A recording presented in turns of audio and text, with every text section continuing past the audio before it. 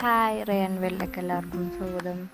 ഇന്ന് നമ്മൾ കടയിൽ പോയപ്പം പാക്കറ്റിലിപ്പം മാവ് തന്നെ ഉണ്ടല്ലോ, അപ്പോൾ അങ്ങനെ ഒരു പാക്കറ്റ് മാവ് വാങ്ങിച്ചായിരുന്നു. അപ്പം ഞാൻ ഒരു പ്രാവശ്യം വാങ്ങിച്ചിട്ടുണ്ടായിരുന്നു, നല്ലതായിരുന്നു. അപ്പം ഞാൻ ഇപ്പോൾ കടയിൽ പോയപ്പോഴും ഒരെണ്ണം വാങ്ങിച്ചായിരുന്നു. അപ്പോൾ ഓർത്തുനിന്ന് രാവിലെ പെട്ടെന്ന് ഇഡ്ഡലി ഉണ്ടാക്കാമല്ലോ ഓർത്തങ്ങനെ നമ്മളത് ഉണ്ടാക്കുന്നതിന് മുമ്പ് പൊട്ടിച്ച് പാത്രത്തിലിട്ടിട്ട് നമ്മളതിലേക്ക് ലേശം ഉപ്പിട്ട് വേണം എടുക്കാൻ. അപ്പോൾ വേഗം അങ്ങനെ ഇഡ്ഡലി ഉണ്ടാക്കിയെടുത്തു.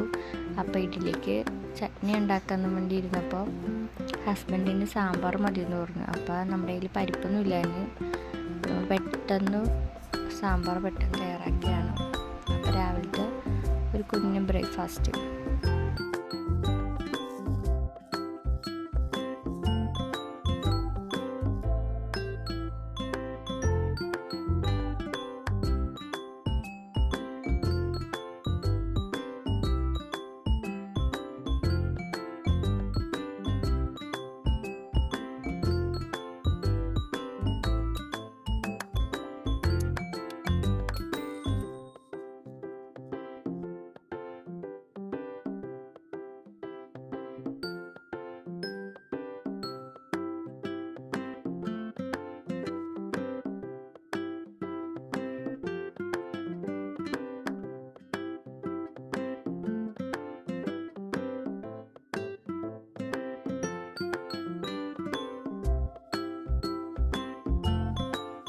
അപ്പോൾ നമ്മൾ സാമ്പാർ കഷ്ണം നമ്മൾ അരിഞ്ഞ് വെച്ചിട്ട് വെള്ളത്തിലിട്ടേക്കുവാണ്.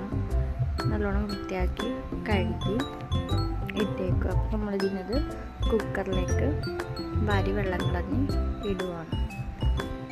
എന്നിട്ട് വേണം നമ്മളിനി പൊടികളൊക്കെ തയ്യാറാക്കാൻ. എല്ലാവർക്കും അറിയാവുന്നതാണ് സാമ്പാർ ഉണ്ടാക്കാൻ, എന്നാലും ഞാൻ പറഞ്ഞതേ ഉള്ളൂ. അപ്പോൾ നമ്മളിപ്പോൾ ആവശ്യത്തിന് മഞ്ഞൾപ്പൊടി ഇട്ടു. ഇനി നമ്മൾ ആവശ്യത്തിന് ഉപ്പിടണം. ഇനി നമ്മൾ മുളക് പൊടി ലേശം ഇട്ട് കൊടുത്താൽ മതി. കൂടുതൽ നമ്മുടെ ഓരോ ആൾക്കാരുടെ ഇഷ്ടം പോലെയാണ്.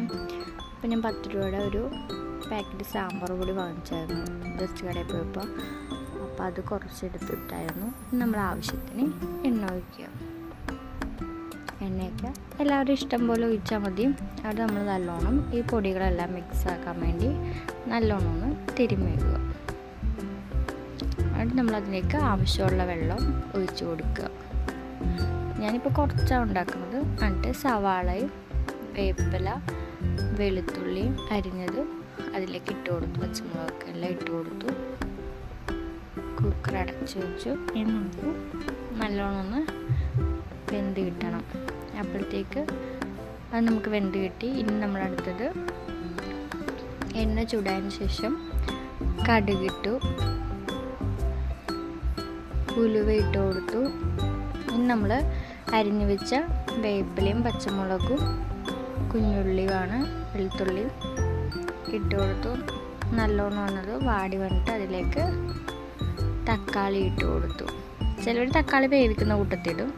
ഇവിടെ ഉണ്ടാക്കുമ്പോൾ തക്കാളി ഇങ്ങനെ ഇടുന്നത് അപ്പോൾ അധികം കുഴഞ്ഞു പോകത്തില്ല. പിന്നെ നമ്മൾ ബാക്കിയുള്ള കുറച്ച് പൊടിയും കൂടെ സാമ്പാർ പൊടി ഇട്ടു. അതിലേക്ക് ലേശം മുളക് പൊടിയും കുറച്ച് ഉപ്പും നമ്മളിട്ടു. നല്ലോണം ഒന്ന് മിക്സാക്കി. ഇനി നമുക്ക് പുളി വെള്ളത്തിൽ കലക്കി വെച്ചേക്കാം. അപ്പോൾ അതും ജസ്റ്റ് പുളി വെള്ളവും കൂടെ ആ മിക്സിലേക്ക് നമ്മൾ ഒന്ന് മിക്സാക്കിയതിന് ശേഷം നമുക്കിനി അതിലേക്ക് ഇട്ട് കൊടുക്കാം. അപ്പം നമ്മുടെ സാമ്പാർ ഇനി നല്ലോണം മിക്സാക്കി കഴിയുമ്പോൾ നമ്മുടെ സാമ്പാർ റെഡി.